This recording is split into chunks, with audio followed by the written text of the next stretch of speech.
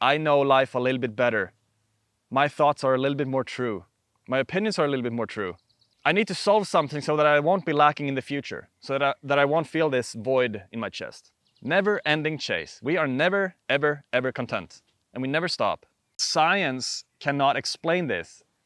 Also why I'm so fascinated by it, because I love science, but science cannot explain this. Why do we suffer so much as humans? That is a question that I have been asking myself for a few years, and I have tried to go to the root of that for a while. I've been healthily obsessed about this topic for a long time, and finding or realizing or recognizing true liberation has become my #1 driving force in my life. And I feel like I have come pretty far on that journey of recognizing what it is that is actually making us suffer and feel separate from one another and feel like we are somehow standing outside of the universe, which is such a strange thing because we are unaware to what we truly are, humans. We think that we are separate, and we're trying to argue who's got the right outlook on life, and we're trying to convince each other about who's got the most true opinion. And we're not realizing that we are exactly the same thing. We are I. All of us are I. We are looking out at the world from the same perspective, from I.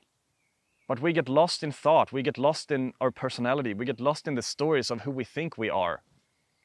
I am this person, I am a man from Sweden, and I'm 32 years old, and right, we're not acknowledging or recognizing that we are just this being that is observing all of this. All of us are that. For example, if I was born in Thailand, I would still be me looking at through those eyes, but I would have a different upbringing. I would have different culture, different socio-economic status. I would think completely different about the world, but I would still be I, right? And we are all this I. It's the same I. It's the same being. It's the same thing experiencing everything, but we have forgotten that. We have lost touch with that. And this is where suffering arises. Because when we start identifying with all the experiences and content and everything we have lived through in our life, we're going to lose sense of touch with the true us, with the true I. We're going to start experiencing the world and almost like looking at the world through a filter of our past experiences. It's almost like we are living in the past. We are filtering everything and we are narrating everything in our mind with a voice that sounds like our own voice, but it's not really us because it's just thoughts talking to us all the time. And we are filtering reality, all of us, through this lens of thoughts and our personality coming from past experiences and everything that we have lived through. And so we don't truly see. We're not truly living. We're not truly being here and now. And we feel like we are separate in this way. When we identify with thoughts, we feel like we are separate from one another because I am the only one that has lived through my life. I know life a little bit better. My thoughts are a little bit more true. My opinions are a little bit more true because people haven't seen what I have seen, right? And when this arises, this sense of separation from others, there's going to be an underlying sense that something is missing in life. When we identify with thoughts, there's going to be an underlying sense of unease. Something is not quite right. It's almost like we're living in a constant solution-based type of awareness. We're trying to solve something all the time. Happiness is just around the corner. And we're comparing things all the time. Because we're so identified with thoughts, we have this innate habit and we identify with this activity of the mind that is constantly comparing things in reality all the time, coming from past conditioning. It's like things that we like, this is good, I want that, or that's bad, we don't like that, I don't want that. And we apply this to everything.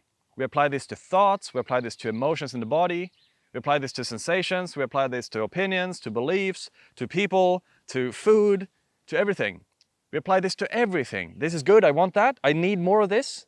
Or this is bad, I don't want that, I need to get away from that. Constant constant clinging to good or pleasure and escapism to bad or pain. Always, always, always, always. And this happens because we are identified with the mind. And this constant comparison of good or bad, right or wrong, true, false, black or white, right, left, this constant comparison creates a sensation in the body that something is missing. The present moment is not enough. I need more pleasure, and I need to get away from pain. Fueled by a sense of desire. And when this sense of desire, there's like a void in our chest that appears here. I am lacking something, and I need to solve my situation. I need to solve something so that I won't be lacking in the future, so that I won't feel this void in my chest. And so this gives birth to this deeply rooted belief that I can find this missing piece, I can fill this void, I can get rid of this sense of lack from future pleasurable outcomes. We think that when we have achieved something, and this can be like a new activity or a destination, like a trip somewhere, or the weekend, beers with the boys on the weekend. Oh, it's Monday. Oh, but on Friday, then I'll have beers with the boys and everything will be good. And then we arrive on Friday and it's like not nearly as good as we thought it was going to be in our mind. And then we look forward to something else, like the vacation we're going to have on the coming summer or something. Or an object, like, oh, when I get that car, then I'll be happy. Then I'll be seen like someone that got money and I'll have recognition and validation. Or a relationship, like we're chasing a girl or a guy, right? And we're so in love with them. And when we get them, it's like, but I still feel like something's missing. All the time. And so this deeply rooted behavior of thinking that happiness is in the future somewhere, fueled by this sensation of lack that's coming from this constant comparison of good or bad, right or wrong, true, false, it gives birth to this never-ending chase. Never-ending chase. We are never, ever, ever content. And we never stop.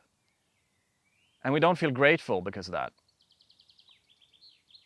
And so we're going to be on this chase. Maybe the next business that I build, or the next girlfriend I get, or the next. Grass is always greener on the other side. Always. And so we create these goals, right? We believe that when I have achieved these goals or achievements or objects or whatever it is, then I will be happy. And so if we for some reason cannot achieve whatever we want to achieve, let's say that you create expectations on these goals, right? You have expectations as well, also being fueled by a sense of lack. You create these expectations that, okay, when I have that thing, then I'll be happy. Let's say that then that those expectations cannot be met. The expectations that you're putting on something in the future cannot be met. And then you will feel a sensation of anger. You will suffer in terms of anger, frustration, irritation. You will be annoyed. Something as easy as just by being cut off in traffic. Let's put that in perspective, or make this analogy. If you're going and you want to go like in the lane here, right? But someone comes and cuts you off. You had an objective, you had an expectation of going there. Another guy or whatever, woman, cuts you off. And so you go angry because that person or reality is not behaving according to your expectations.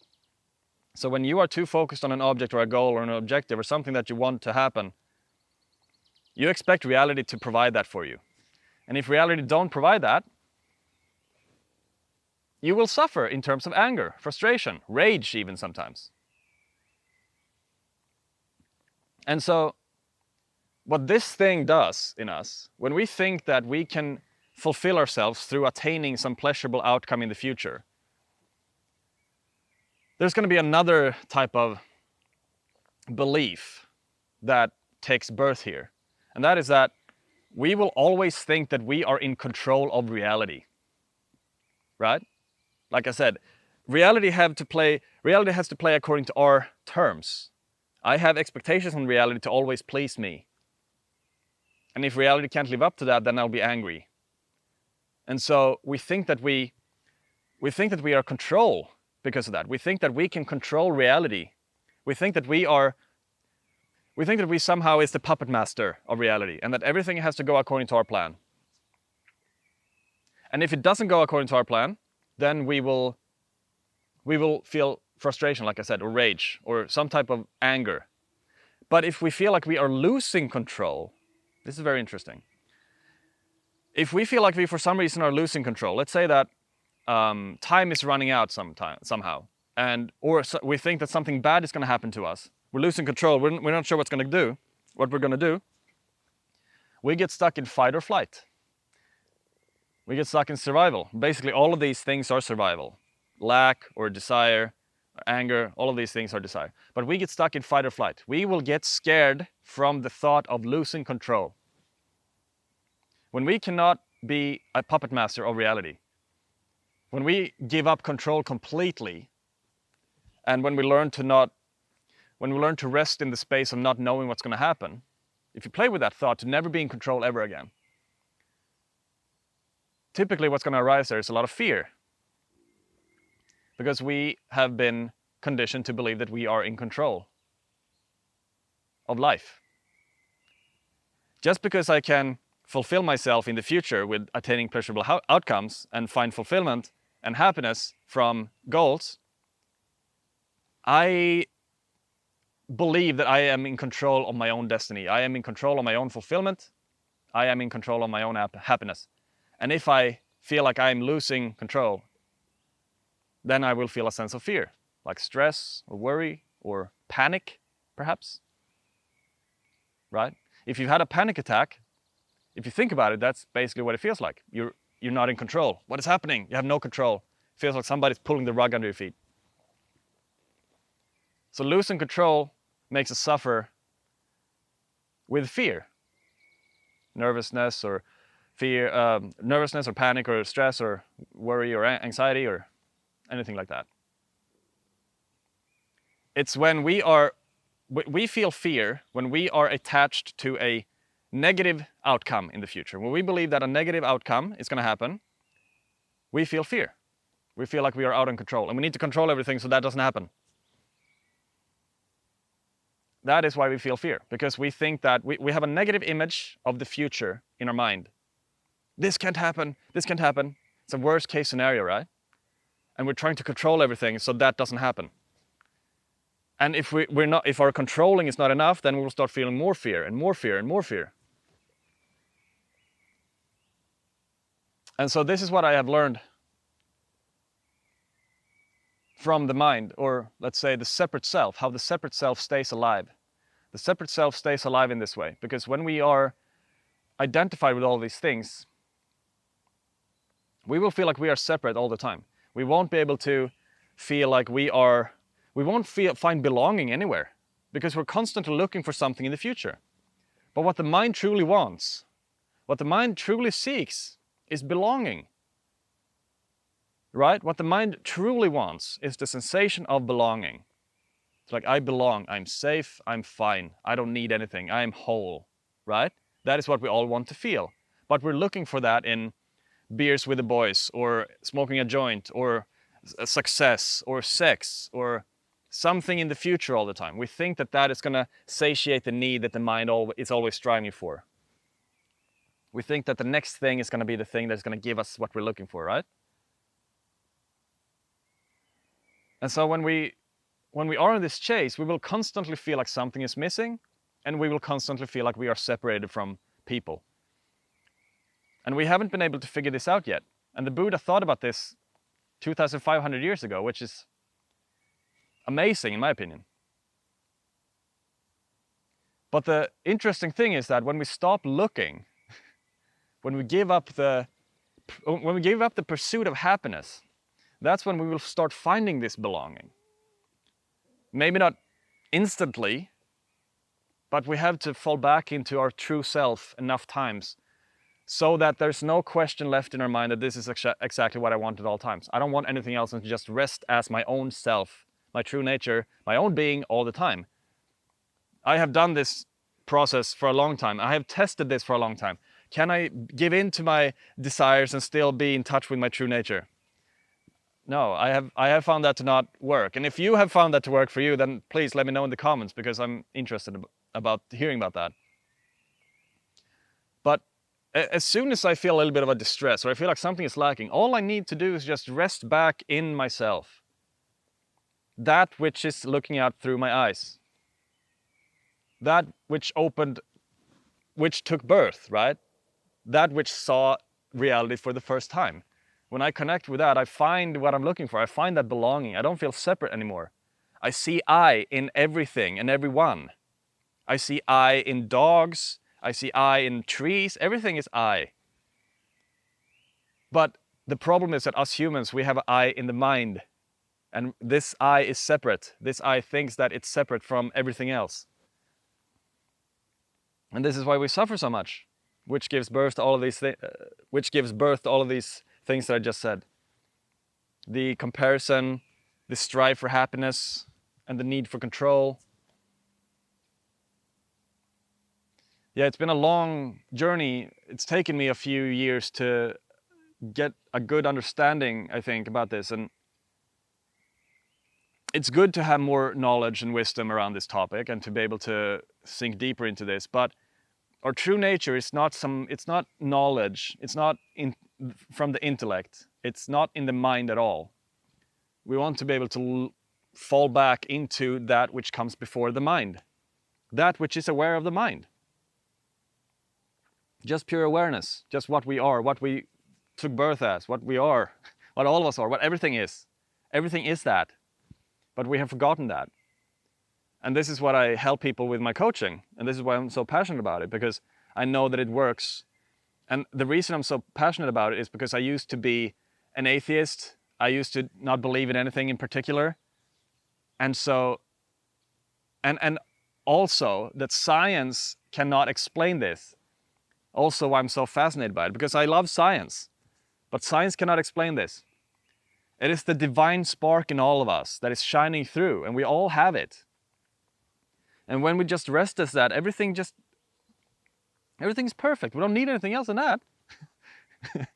That is the only thing we need, to just be us, to be that.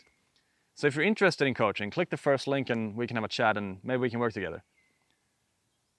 But that thing, when we rest in our divine spark, when we rest as ourselves, as our true nature, as awareness, as that which comes before the mind, as that which is aware of the mind.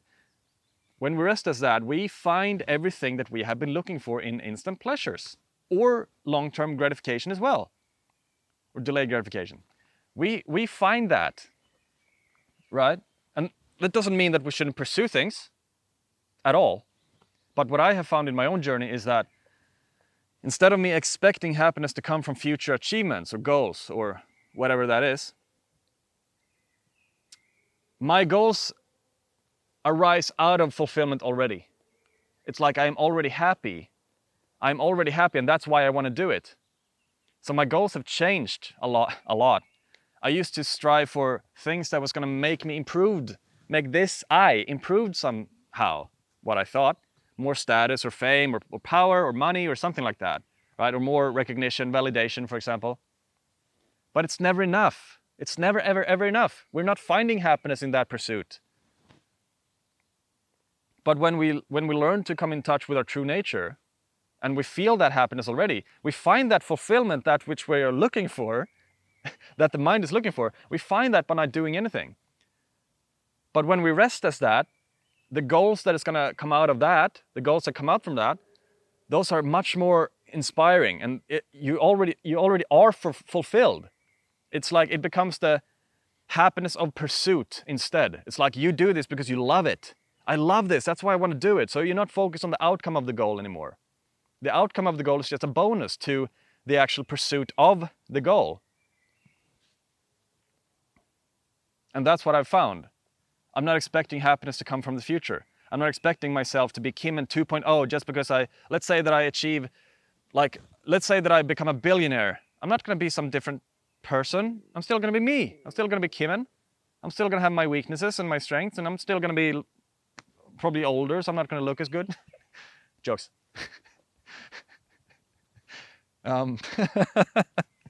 But you know what I mean?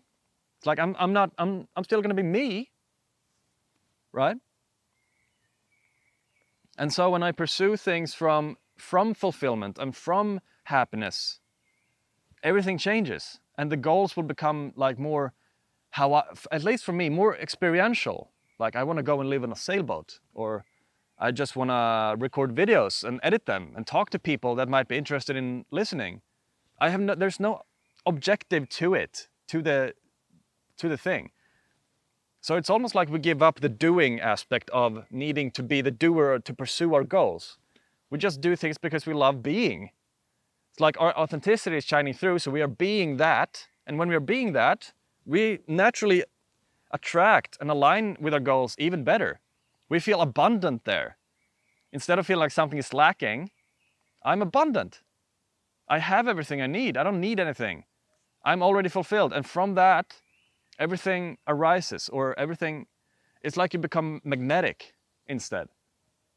I'm not saying that this is going to be true for you. I'm not saying that you should trust anything I say at all. I say that you should try for yourself. And my guess is that it will be true for you. Because this is what I, in all of us and in everything, this is what we all want. We just want to feel I. We just want to feel the self, ourselves. And when we do, it's going to be true for everyone and all of us. My dream is that the entire planet would recognize this eventually. It's probably going to take a little bit of time. But I is eternal anyway. It's fine. We got time. But anyway, if you made it to the end of the video, I very much appreciate you. And yeah, there's a lot of mosquitoes here now, so I'm gonna head out of the woods. But if you haven't already, please subscribe. I would be very happy if you would want to subscribe. Like and comment as well. And I hope to see you in the next video. Thank you so much. Bye.